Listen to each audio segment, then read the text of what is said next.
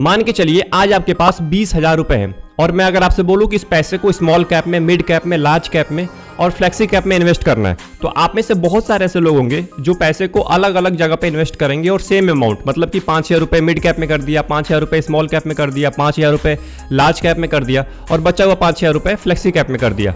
बहुत सारे लोग ऐसे करेंगे क्योंकि बहुत सारे लोग बिगिनर होते हैं जिनको पता नहीं होता है किसमें कितना इन्वेस्ट करना होता है, क्योंकि बहुत सारे लोगों को ऐसा लगता है कि जितना ज्यादा पैसे इन्वेस्ट करो उतना अच्छी बात है। तो आज मैं ये मिथ दूर करने वाला हूँ, क्योंकि देखिए राइट फंड चूज करना बहुत ही इंपॉर्टेंट है। आप किस फंड में कितने पैसे इन्वेस्ट कर रहे हैं, किस कैटेगरी में आप कितने पैसे इन्वेस्ट कर रहे हैं, ये बहुत ही ज्यादा इंपॉर्टेंट होता है। और यहीं पे बहुत सारे लोग मात खाते हैं, जिसमें कम करना चाहिए उसमें लोग ज्यादा कर देते हैं और जिसमें ज्यादा करना चाहिए उसमें लोग बहुत कम करते हैं। क्योंकि हर एक फंड का ना रिस्क अलग होता है, हर एक फंड का रिस्क अलग होता है, हर एक फंड का रिटर्न अलग होता है, हर एक फंड का टाइमिंग अलग होता है, हर एक फंड में कितने टाइम के लिए आप इन्वेस्ट कर रहे हैं ये बहुत ज्यादा इंपॉर्टेंट है। तो आइए समझते हैं कि किसमें कितने पैसे को इन्वेस्ट करना चाहिए। अब देखिए क्या होता है ना कि बहुत सारे इन्वेस्टर होते हैं जो इन दो चीजों को देख के पैसे इन्वेस्ट करते हैं। पहला है इन्वेस्टमेंट हॉरिजन और दूसरा है रिस्क फैक्टर। इन्वेस्टमेंट हॉरिजन का मतलब हुआ कि आप कितने टाइम के लिए इन्वेस्ट कर रहे हैं और रिस्क फैक्टर का मतलब हुआ कि आप कितना रिस्क लेना पसंद करते हैं। आप मॉडरेट इन्वेस्टर हैं कि आप एग्रेसिव इन्वेस्टर हैं। अगर आप मॉडरेट हैं तो आप कम रिस्क लीजिए, अगर आप एग्रेसिव हैं तो आप ज़्यादा रिस्क ले सकते हैं, मतलब आप इक्विटी फंड में इन्वेस्ट कर सकते हैं। अगर आप मॉडरेट इन्वेस्टर हैं तो आप इंडेक्स फंड में इन्वेस्ट कर सकते हैं। तो आई होप आपको समझ में आ गया होगा कि इन्वेस्टमेंट हॉरिजन क्या होता है और रिस्क फैक्टर क्या होता है। इन्हीं दो चीज़ों को देख के मैक्सिमम इन्वेस्टर अपने पैसे को इन्वेस्ट करते हैं। म्यूचुअल फंड के अंदर अलग अलग कैटेगरीज होती हैं। आज हम बात करने वाले हैं 5 कैटेगरी के बारे में। अगर आप इन 5 कैटेगरी के बारे में अच्छे से समझ लेते हैं इन पांचों कैटेगरी को, तो आई होप कि आपको आगे चल के कोई प्रॉब्लम नहीं आएगी और अपने पैसे को आप अच्छे जगह पे और एक अच्छे फंड में, अच्छे कैटेगरी में आप इन्वेस्ट कर पाएंगे। अगर आप इस चैनल पे पहली बार आए तो चैनल को सब्सक्राइब कर लीजिएगा एंड इस वीडियो को जरूर लाइक कर दीजिएगा। तो फिर देर किस बात की, वीडियो को स्टार्ट करते हैं। तो जैसे कि मैंने बताया आपको कि आज हम 5 कैटेगरी के बारे में बात करने वाले हैं। पहले कैटेगरी का नाम है हाइब्रिड फंड, दूसरे कैटेगरी का नाम है लार्ज कैप फंड, तीसरे कैटेगरी का नाम है मिड कैप फंड, चौथे कैटेगरी का नाम है स्मॉल कैप फंड और जो आखिरी कैटेगरी है पांचवा, जिसका नाम है फ्लेक्सी कैप फंड। इन पांचों फंड के बारे में आज हम बात करेंगे कि कैसे इसमें रिटर्न मिलता है, कैसे इन्वेस्ट करना चाहिए, कितना इन्वेस्ट करना चाहिए, रिस्क क्या होता है, सारी चीजें मैं आज बताने वाला हूं आपको। सबसे पहले बात करते हैं हाइब्रिड फंड के बारे में। अब जो हाइब्रिड फंड होता है ना, ये मिक्स होता है डेट फंड का और इक्विटी फंड का। अब दोनों का डिफरेंस समझ लेते हैं, बहुत सारे लोगों को नहीं पता होगा। इक्विटी फंड का मतलब होता है कि आपके पैसे को ना इक्विटी में इन्वेस्ट किया जाता है, मतलब कि आपके पैसे को कंपनी के स्टॉक्स में इन्वेस्ट किया जाता है। और जो डेट फंड होता है, डेट का मतलब होता है कि आपके पैसे को गवर्नमेंट बॉन्ड में, मनी मार्केट में इन्वेस्ट किया जाता है, मतलब जहां पे आपको लोन के बदले में पैसे मिलता है। और इक्विटी फंड में आपको कंपनी के स्टॉक्स में पैसे इन्वेस्ट किए जाते हैं, जहां पे आपको कंपनी का स्टॉक्स अगर बढ़ता है तो आपको वहां से अच्छा खासा प्रॉफिट होता है। तो आई होप आपको समझ में आ गया होगा कि इक्विटी फंड क्या होता है और डेट फंड क्या होता है। तो जो हाइब्रिड फंड होता है, इन दोनों के अंदर आपके पैसे को इन्वेस्ट करता है। अब देखिए जो मैक्सिमम लोग होते हैं ना, वो हाइब्रिड फंड में 5 साल के लिए अपने पैसे को इन्वेस्ट करते हैं और 5 साल से कम के लिए भी करते हैं। बहुत सारे लोग 3 साल, 4 साल, 5 साल के लिए करते हैं। अब ऐसा क्यों करते हैं, थोड़ा सा हम इसके ऊपर बात करते हैं। अब देखिए क्या होता है कि बहुत सारे लोग घर पे शादी होती है, तो शादी के लिए पैसे इकट्ठे करने होते हैं, तो वो इसमें पैसे को इन्वेस्ट करते हैं। बहुत सारे लोगों को कार लेना होता है, बहुत सारे लोगों को घर लेना होता है। अब इसके लिए अपने पैसे को इसमें वो इन्वेस्ट करते हैं जिनके बेसिस पे उनका पैसा ग्रो करता रहता है और उनको फिर एक 5 साल के बाद एक अच्छा रिटर्न मिल जाता है। और हाइब्रिड फंड के अंदर आप इजिली 9 से लेकर 11% का रिटर्न ले सकते हैं अगर आप 4 से 5 साल के लिए अपने पैसे को इन्वेस्ट करते हैं। अब देखिए क्या होता है ना कि यहाँ पे बहुत सारे लोग अपने पर्पज के लिए पैसे को इन्वेस्ट करते हैं। किसी को शादी के लिए करना है, किसी को किसी और चीज के लिए करना है, तो यहाँ पे अगर आपका लॉस हो जाता है तो बहुत बड़ा घाटा हो जाएगा, क्योंकि आपने एक पर्पज को चूज किया है, आपने एक पर्पज के लिए पैसे इन्वेस्ट किया है एक फिक्स टाइम के लिए। अगर आपको उस पर्पज के लिए पैसे ना मिले तो जो आप पर्पज चूज किए उस पर्पज के लिए बहुत ज्यादा प्रॉब्लम हो सकती है। इसलिए जो हाइब्रिड फंड होता है ना, ये आपके लिए बहुत ज्यादा बेटर होता है अगर आपको किसी पर्पज के लिए पैसे को इन्वेस्ट करना है। अब बहुत सारे लोगों के डाउट होंगे कि आखिर में कितने पैसे इन्वेस्ट करें। तो मान के चलिए अगर आपके पास 10,000 रुपए हैं तो 10,000 रुपए में से आप 7 से 8,000 रुपए हाइब्रिड फंड के अंदर इन्वेस्ट कर सकते हैं, क्योंकि इसमें रिस्क बहुत ज्यादा कम होता है और इसमें आप 4 से 5 साल के लिए इजीली इन्वेस्टेड रह सकते हैं।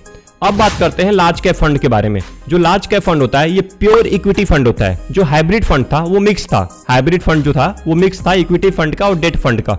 बट जो लार्ज कैप फंड है ये मिक्स नहीं होता, ये प्योर इक्विटी फंड होता है। अब हम बात करते हैं कि लार्ज कैप किस कंपनी में आपके पैसे को इन्वेस्ट करता है। तो देखिए जो स्टॉक मार्केट में टॉप 100 की कंपनी लिस्टेड है, मतलब जो इंडिया में टॉप 100 पे कंपनीज है, उस कंपनी में आपके पैसे को इन्वेस्ट किया जाता है। मतलब कि यहाँ पे थोड़ा सा पैसा आपका सेफ रहेगा और आपको एक अच्छा रिटर्न मिलेगा लॉन्ग टर्म के लिए, आपको एक स्टेबल रिटर्न मिलेगा, क्योंकि जो टॉप 100 कंपनीज है उसी में आपके पैसे को इन्वेस्ट किया जाता है। अब थोड़ा सा हम बात कर लेते हैं कि इसमें आपको रिटर्न कितना मिलता है। लार्ज कैप के अंदर आपको 11 से लेकर 12% का इजिली रिटर्न मिल जाता है। और जो लार्ज कैप होता है ना, इसका AUM भी हाई होता है, मतलब एसेट अंडर मैनेजमेंट भी हाई होता है, क्योंकि इसमें बहुत सारे लोग पैसे इन्वेस्ट करते हैं लॉन्ग टर्म के लिए। और इसमें आप कितने पैसे इन्वेस्ट करते हैं इसके ऊपर ही बात कर लेते हैं। अब मान के चलिए आपके पास 10,000 रुपए हैं, तो आप उसमें से कम 4 से 5,000 रुपए इस फंड के अंदर आप लगा सकते हैं, क्योंकि इसमें आपको लॉन्ग टर्म के लिए आना है, शॉर्ट टर्म के लिए नहीं आना है। तीसरा पॉइंट है मिड कैप फंड।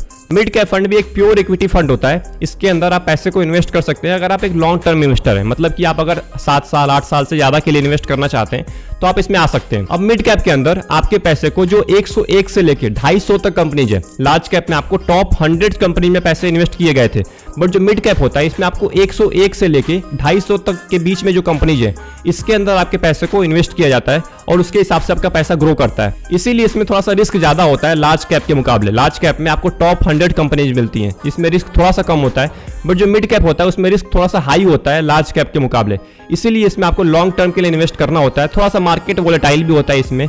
इसीलिए मैं बोल रहा हूं बार बार कि इसमें आप 7 से 8 साल के लिए ही आइए, और इसमें आपको लगभग 12 से लेकर 14% का इजीली रिटर्न मिल जाएगा अगर आप लॉन्ग टर्म के लिए पैसे इन्वेस्ट कर रहे हैं। अब हम बात करते हैं कि इसमें आपको पैसे कितने इन्वेस्ट करने चाहिए। अब मान के चलिए आपके पास 10,000 रुपए हैं, तो 10,000 रुपए में से आप 2 से 3,000 रुपए इन्वेस्ट कर सकते हैं मिड कैप फंड के अंदर। Point number 4, small cap fund.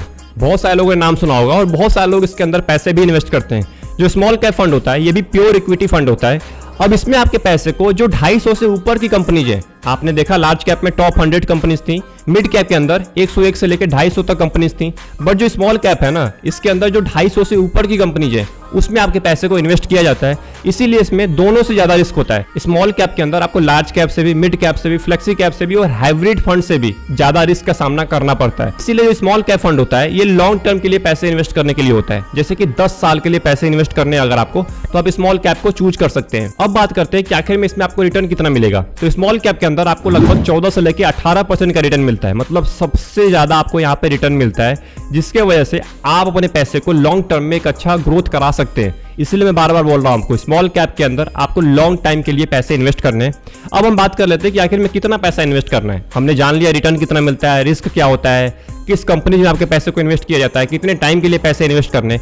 अब हम जानते हैं कि आखिर में कितना पैसा इन्वेस्ट करना है। तो अगर आपके पास 10,000 रुपए हैं तो आप उसमें से 2,000 या 3,000 रुपए आप इसमें इन्वेस्ट कर सकते हैं, क्योंकि इसमें आपको लॉन्ग टर्म के लिए इन्वेस्ट करना है। अगर आप कम से भी स्टार्ट करेंगे तो आपको लॉन्ग टर्म में अच्छा बेनिफिट होगा। अब बात करते हैं आखिरी फंड के बारे में, जिसका नाम है मल्टी कैप फंड, यानी कि फ्लेक्सी कैप फंड। दोनों बोल सकते हैं आप, मल्टी कैप भी बोल सकते हैं, फ्लेक्सी कैप भी बोल सकते हैं। अब मल्टी कैप का नाम सुन के आप समझ गए होंगे कि इसमें आपको ऑल इन वन मिलता है, मतलब सभी फंड का इसमें आपको फायदा मिलेगा, लार्ज कैप का भी, मिड कैप का भी, स्मॉल कैप का भी।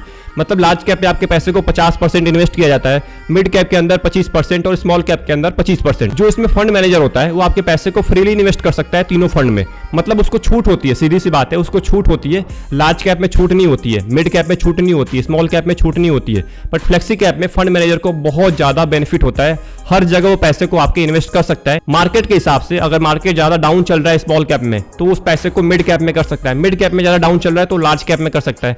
ऐसे करके वो पैसे को आपको डाइवर्सिफाई करता है। मतलब सीधी सी बात है कि फ्लेक्सी कैप में आपका पैसा डाइवर्सिफाइड रहता है, ज्यादा रिस्क नहीं होता है इसमें, क्योंकि लार्ज कैप में ज्यादा पैसा इन्वेस्ट होता है, तो लार्ज कैप के अंदर कम रिस्क होता है मिड कैप और स्मॉल कैप के मुकाबले। तो ये थे 5 कैटेगरी जिसमें मोस्टली लोग अपने पैसे को इन्वेस्ट करते हैं। आप भी हो सकता है कि इन्हीं 5 कैटेगरी में अपने पैसे को इन्वेस्ट करने वाले हों या कर रहे होंगे। तो अभी हम एक एग्जांपल के साथ समझ लेते हैं कि आखिर में अगर आपके पास 10,000 रुपए हैं तो इन 5 फंड में आप कितना कितना पैसे इन्वेस्ट करेंगे। तो सबसे पहले लार्ज कैप के बारे में बात करते हैं। अगर आपके पास 10,000 रुपए है तो 10,000 रुपए में से 3,500 रुपए आप लार्ज कैप पे इन्वेस्ट करिए। मिड कैप के अंदर आप 2,500 रुपए इन्वेस्ट कर सकते हैं, स्मॉल कैप के अंदर 1,500 रुपए इन्वेस्ट कर सकते हैं, और जो बचा हुआ फ्लेक्सी कैप है जिसके अंदर भी आप 2,500 रुपए इन्वेस्ट कर सकते हैं। मतलब टोटल होगी आपका 10,000 रुपए। तो ऐसे करके अपने पैसे को आप इन्वेस्ट कर सकते हैं। इसके हिसाब से आप 20,000 रुपए से भी बढ़ा लीजिए। 20,000 रुपए से मतलब अगर 3,500 यहाँ इन्वेस्ट कर रहे हैं तो वहाँ पे आप 4,500 करिए, यहाँ पे 1,500 कर रहे हैं तो 2,500 करिए, यहाँ पे अगर आप 2,500 कर रहे हैं तो वहाँ पे आप 3,500 करिए। ऐसे करके अपने पैसे को आप अच्छे तरीके से इन्वेस्ट कर सकते हैं। तो आई होप आपको समझ में आ गया होगा कि अपने पैसे को आप कैसे इन्वेस्ट कर सकते हैं अलग अलग कैटेगरी में, और कितने पैसे इन्वेस्ट कर सकते हैं और आपको कितना रिटर्न मिलेगा, कितने टाइम के लिए करना है, कितना आपको रिस्क लेना पड़ता है। ये सारी चीज आपको मैंने बता दिया है। तो आई होप आपको आज के बाद कोई भी डाउट नहीं होने वाला है कि किस फंड में कितने पैसे इन्वेस्ट करने हैं। तो मिलते हैं अगले वीडियो में एक और नए इंटरेस्टिंग टॉपिक के साथ। तब तक के लिए best of luck, take care.